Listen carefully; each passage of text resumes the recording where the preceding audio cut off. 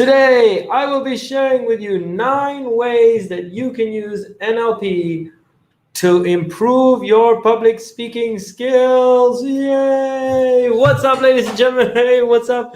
Welcome to another episode of Unconscious Communication Secrets. And today we're going to be talking about a little bit of a more advanced kind of topic, and that's how we can use NLP, which is the science of the mind, to hone your public speaking skills. I'm going to be sharing with you 9 ways that you can do that and how you can take your speaking to another level.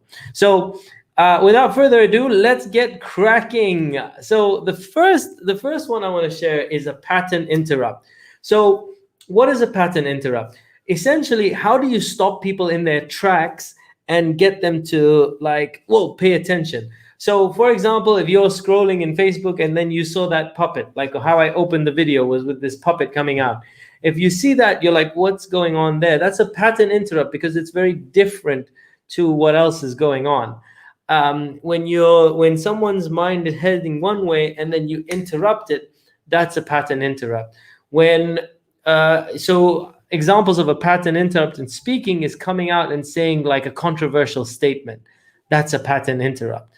So the first technique is a pattern interrupt. Second one is anchoring. Now, what do I mean by anchoring? So for example, if I was speaking on stage, I could speak about something very, very positive on this side of the stage. And then when I want to speak about something negative, I can go on this side. But then I talk really, really nicely over here and everyone gets really happy and feels really good. And then I go over here and I talk about something that I don't want you to do.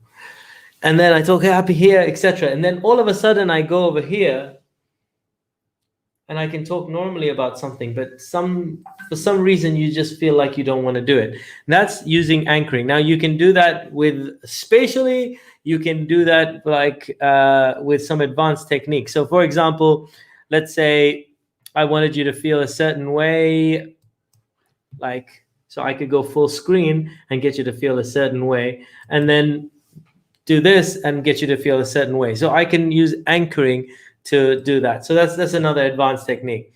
The next one is tonality utilization. What do I mean by that? Now, when I was doing a couple of seminars before, what I would do is sometimes I would speak and then I'd be like, and what's it like when you relax and you calm all the way down?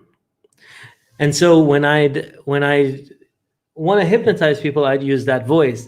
And so every once in a while I could be talking and then I could be like, that's right. And you can just relax. And so automatically people know when I use that voice, it's time to calm down. It's time to relax. It's time to close your eyes or whatever it is. But basically, I use my tones very specifically to get a certain outcome. So that's the next part. The next part is understanding language. So if you've done NLP or if you know about NLP, there's a lot of it was a lot of studies have come from a gentleman called Milton Erickson. He was one of the greatest he was the greatest hypnotherapist that ever lived. It was a genius when it came to language and utilizing language. And what NLP did was they studied his language and they kind of created a model of using language to get through to your unconscious mind. I created a little card deck that I use to help me with language patterns. And but utilizing language is very, very effective in terms of communicating, getting ideas across. The next thing is VAK. So what is VAK?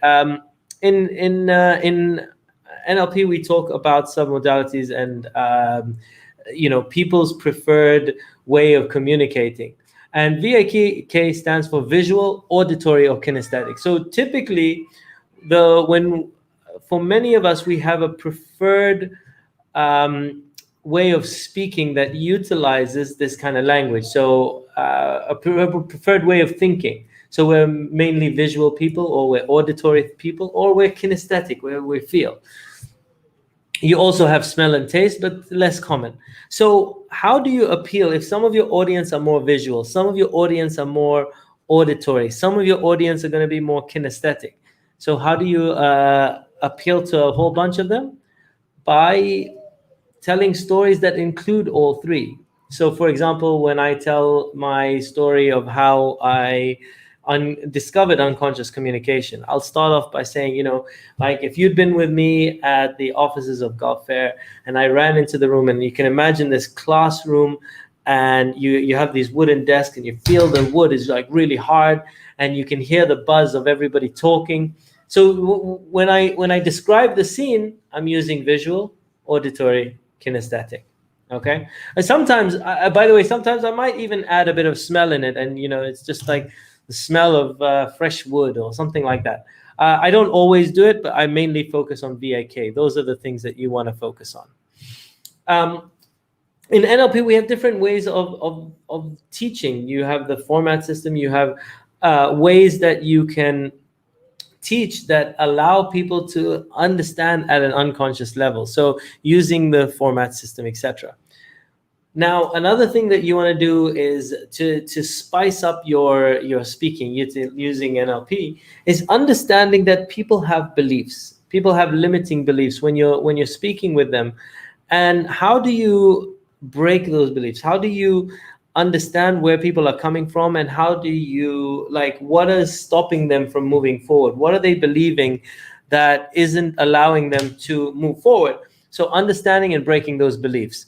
If you see a number of my videos, like sometimes I talk about how I thought something, and it's basically based on what my audience might be thinking, what they might be feeling, what they might be stopping them, and how I got through that, which helps them break the belief. So understanding limiting beliefs and breaking those limiting beliefs when you speak is very, very powerful, and doing that through a story.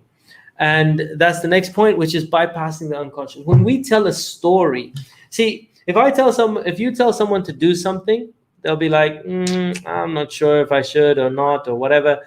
But if you tell them a story, nobody questions it. Like if you say, once upon a time this thing happened, like people just sit back and they accept it. You're not telling them to do anything, and so they're more likely to listen and understand the whole point of view, and how the character came to understanding something, versus you saying, what, you need to speak this way.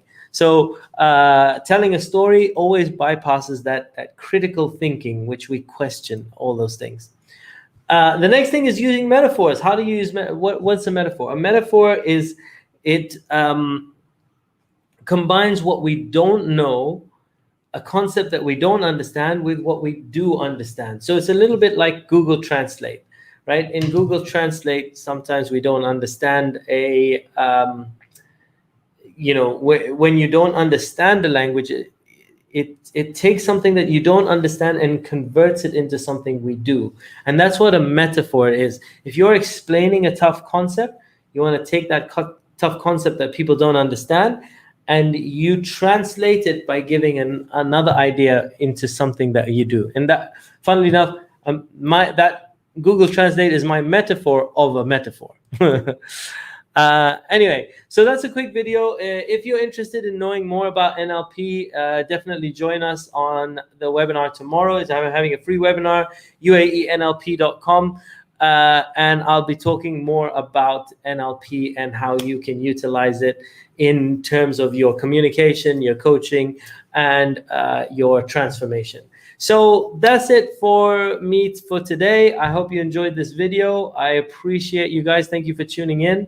And I will see you guys on another video real soon. Thanks a lot. Peace out. One love. And I will see you on another video real soon.